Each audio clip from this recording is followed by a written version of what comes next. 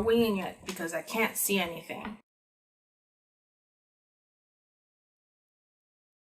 Hi everyone, I'm Yinging and welcome back to the Noodle Kids Knitting Podcast.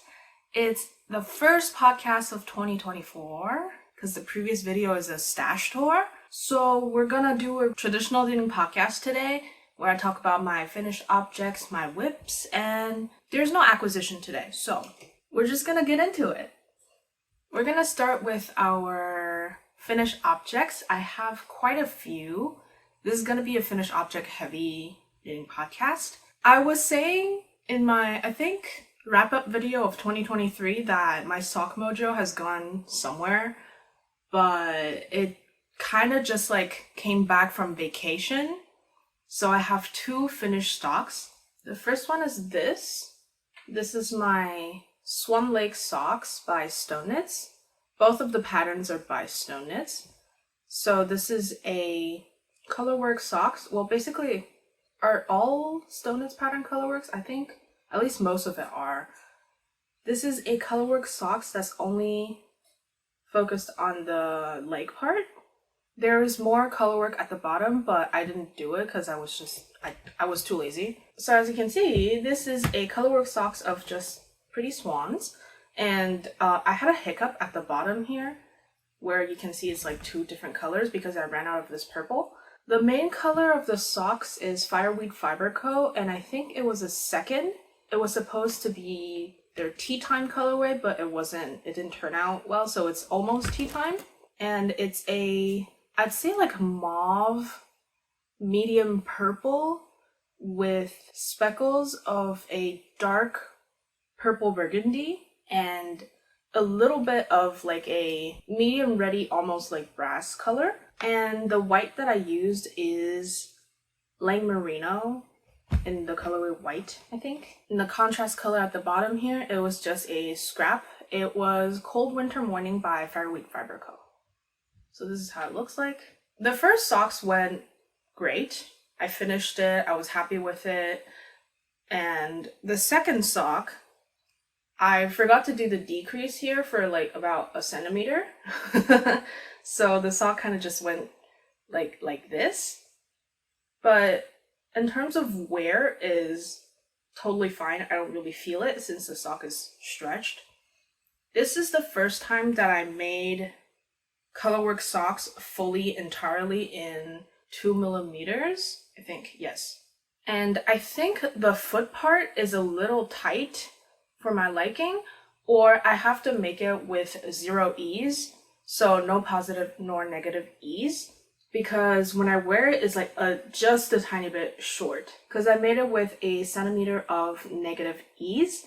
For the next socks that is going to be stockinette for the foot, I'm going to try making it 0 ease. I think the tightness is good, and the density of the fabric is also good. And this is, I think, my second time, but officially my first time doing double knit stitches. So the black and the beak is done in double knit stitches, and it's a lot harder than I think it would be. I don't know why. I'm not sure if it's because the white that I use is slightly thicker, or I just suck at it. I probably just suck at it. But you can see some of the white peeking out from under the red and under the black a little bit.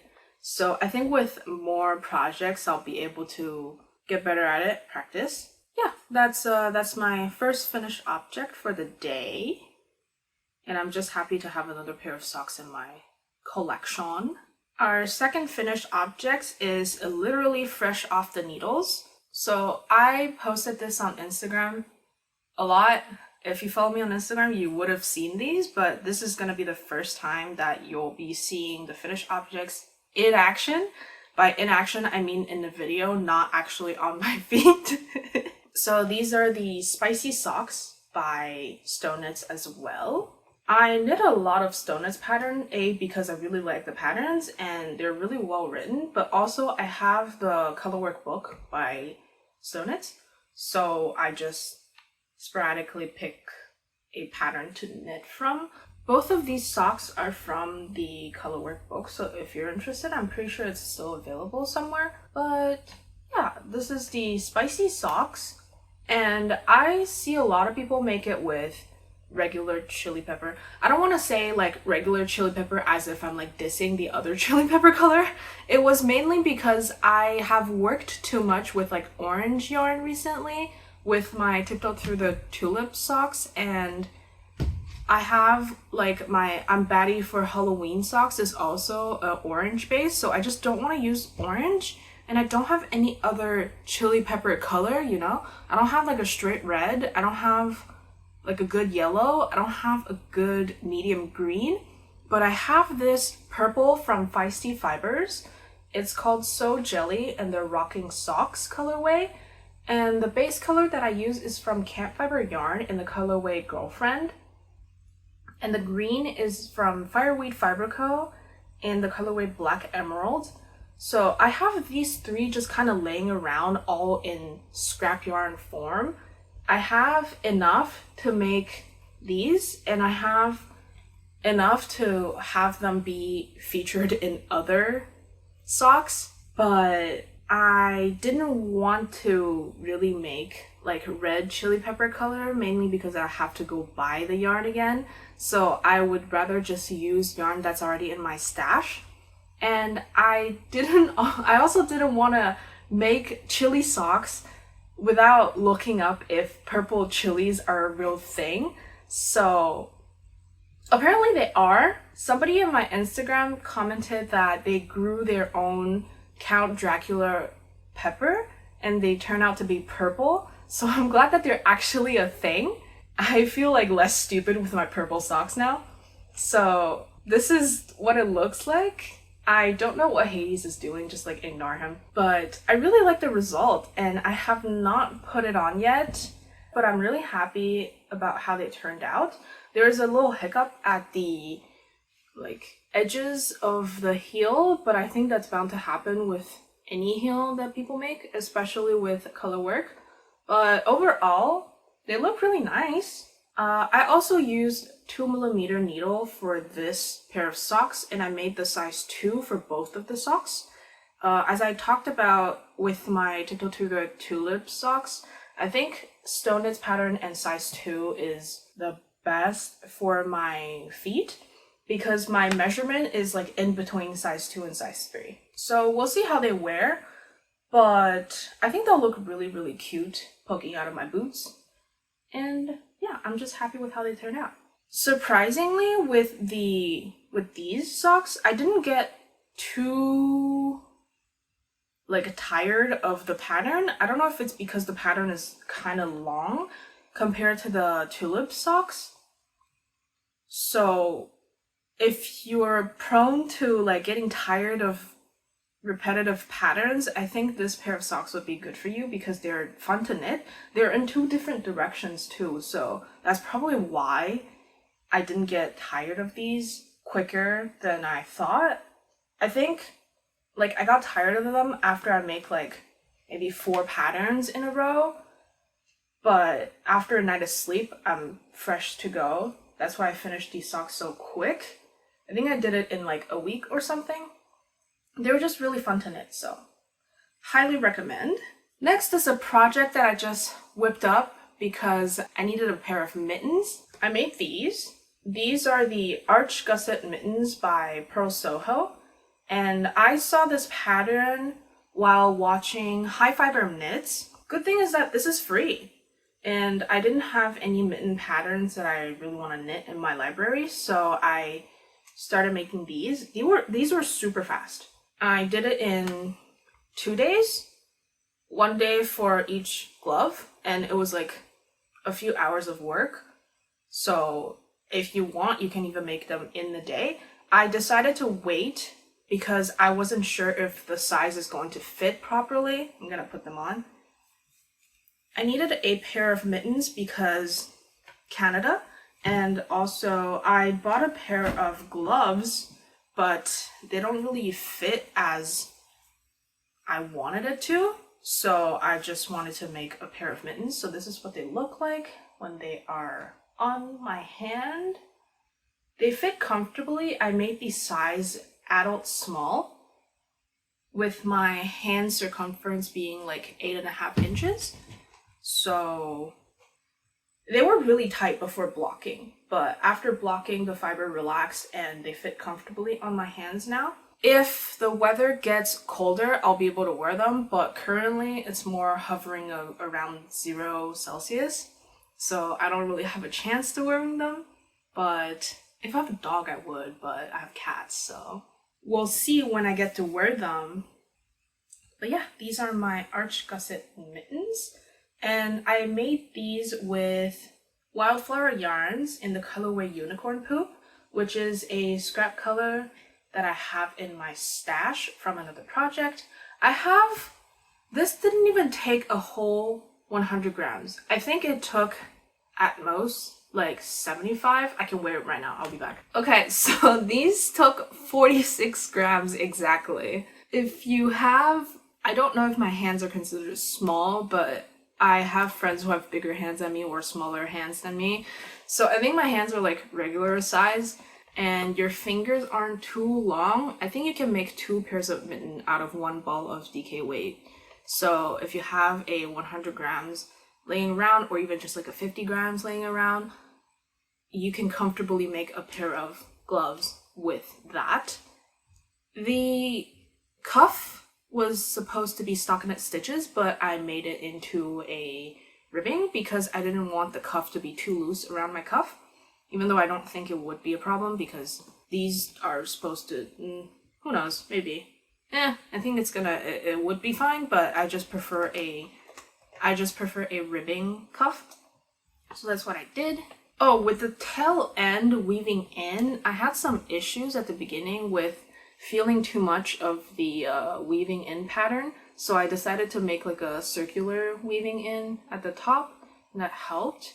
But I think I did it too thickly in my second mitten, so I can feel it a little bit at the thumb. But I think I should be fine with day-and-day wear.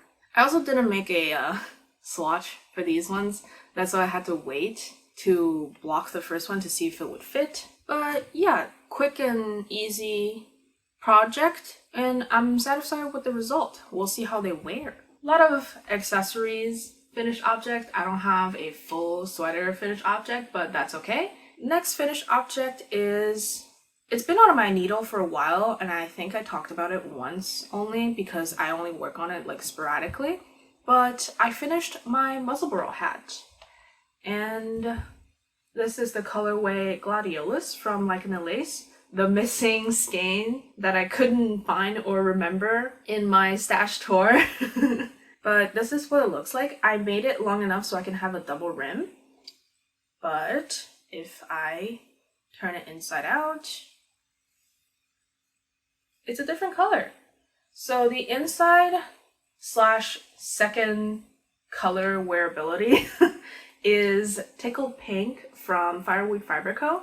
I ran out of Gladiolus, so I just kept going with another pink.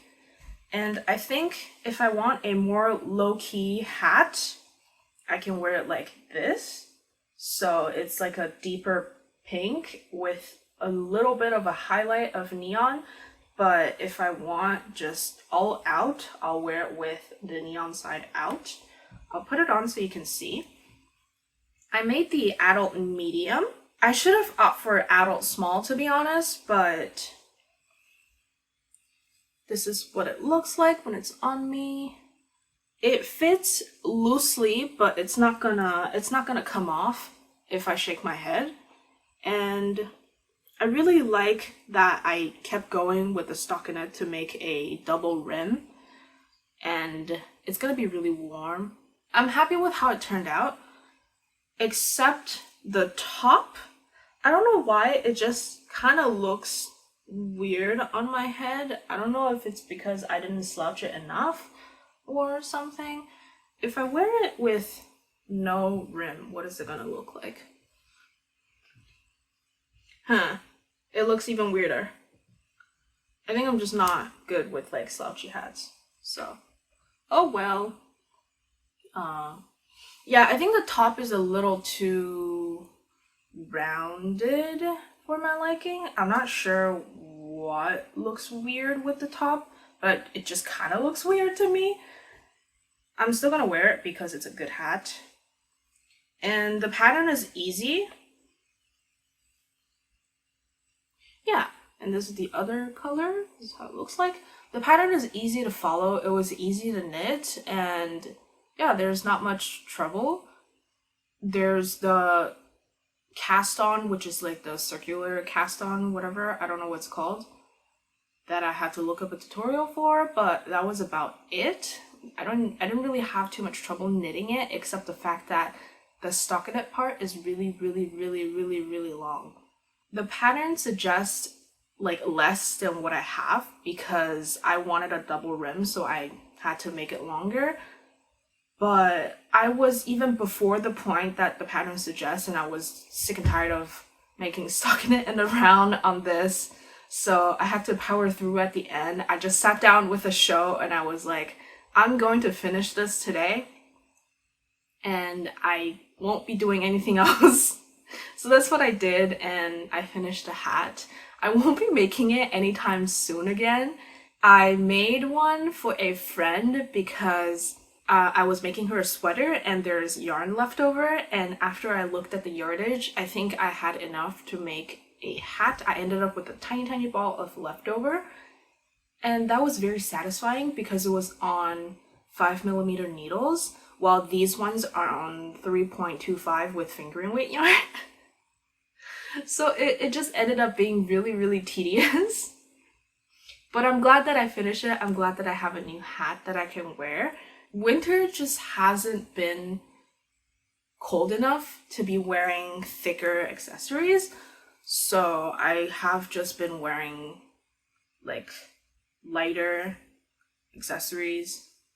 But these are definitely going to be great for when there's strong wind, because if there's no wind, it's not cold, but as soon as there's wind, even if it's like 5 degrees, it's really cold. So alright, so that concludes our finished objects. I did warn you it was going to be a finished objects heavy episode, but we're going to get into our whips. So first whip that I have is the Gemma Polo by Cookie the Knitter. And I'm thinking about frogging this if I can't find a solution for the collar. This is supposed to be a polo shirt with like a round neck and a collar and a button band here. But the way that they did the button band is with like double knitted button band, and I don't have the corresponding size of double pointed needles, and I don't think I'm good enough with double knitted button band to be doing the double knitted button band. The only experience I have is with the jacket number 1, and I don't like the results. So I'm not sure what I'm gonna do. What I'm thinking is maybe, now that I'm looking at it, I don't want to re-knit the panels, but I also don't know, like I can knit a button band and just mattress stitch the sides together. That would be like the thing that I can do, but my brain just doesn't want to work with me and think about the logistics of it, so I'm leaving it for now. The yarn that I'm using is Hawari Bazaar in the colorway Peppermint Mocha, and I originally did not know how to use this yarn, but I think with the stockinette pattern, it gives it like a really cool stripe pattern with how the yarn is. It's a dark brown color with white, so there's 2 sections of the yarn, and there is green and red speckles all over. Very Christmassy color, but I don't really care. It looks like cookies and cream biscuit, kind of. And the back, I really like the effect of the back. It's full, basically 2 row stripes, while the front, because of the stitch differences, it's a little bigger and there's a little bit of the color pooling, but I don't really mind. But yeah, this is how it's look like right now. I am at the level where I can continue, like join the body and continue, but like the point where you join the body it's just joined front back panel, but not joining the front two panels together. So you're basically knitting like a cardigan back and forth because the opening of the collar is longer than like where the body joined together. So that's already a little fiddly, and I'm not sure what to do with the collar, and I will update you when I have a solution. For the body length as well, I also lengthened the armhole length. So I'm not sure how that's gonna work out because I have bigger like upper arm, so some patterns are a little tighter with the armhole for me, and I think this pattern would benefit from a bigger armhole. That's what I did. But this is a whip on pause. I don't know what to do with this. I'm just kind of putting it aside and forgetting about it. And the next whip is our last whip for today because all my other whips are just on pause. Haven't been working on them because I've been pumping out finished objects. But this is my home sweater v-neck, and this is going to be a birthday gift for my mom. The yarn that I use is the Rerum Natura in the colorway Pepper and Salt. This is a worsted weight yarn and it's spun woolen, so it's going to be really, really warm for her. Yeah, it's going well. I'm at the body. I just need to knit the full length of the body. I'm making size extra small. This is the extra small, but it still looks really big for some reason. And I don't think I even meet gauge. Like my gauge is smaller, so it should be even smaller than what the pattern says it's going to be, but it just looks big. I don't know why. And my mom is very petite, so yeah, if it's too big on her, she wouldn't like it. I just hope that it fits her correctly. But yeah, it's going well. I like the yarn. It's very soft, and well, I think it's an organic merino, so of course it's very soft. However, sometimes there is like vegetable matters in the yarn and I have to pick it out. I'm not sure if it's because it's like organic or it's because it's a woolen spun, but yeah, there's sometimes vegetable matters in the yarn, so if you use this yarn, definitely be careful with that. It can hurt your fingers. It's just like dry bits of hay, so they can be kind of sharp.